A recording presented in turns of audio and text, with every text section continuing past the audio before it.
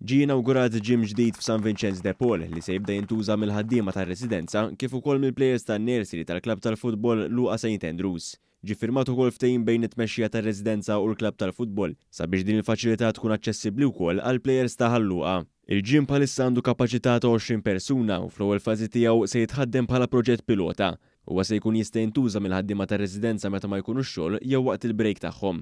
Il-Ministru għall-Anzjanità Attiva Joe Etienne Bela qal li dan il-proġett huwa wieħed interġenerazzjonali li jaqgħad il-ħtiġijiet tal-ħaddiema tal-plejers u tal-anzjani kollha flimkien.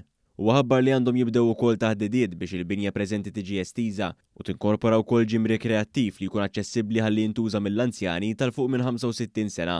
Il-ġim li qegħdin fih bħalissa ħajjiġi estiż biex ikun jista' jakkomoda 35 persuna.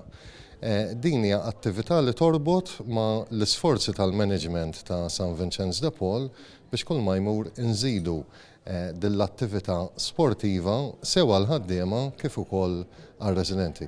Min-naħa tiegħu il-Ministru għall-Isport u żgħażagħ Clifton Grima faħħar l-inizjattiva min-naħa tal-klabb tal-futbol u tar-residenza u stqarr li l-fatt li diġà qed issir ħidma sabiex dan il-ġim jiġġedded turi l-impenn għal aktar aċċessibilità għall-eżerċizzju fiżiku.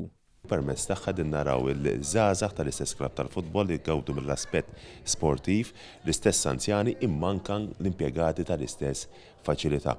U allura dan huwa eżempju ċar ta' kif meta wieħed jikkollabora jikseb riżultati importanti, riżultati li jħallu l-frott u fuq kollox naħseb li huwa eżempju ċar ta' kif wieħed għandu jaħdem f'sitwazzjonijiet simili.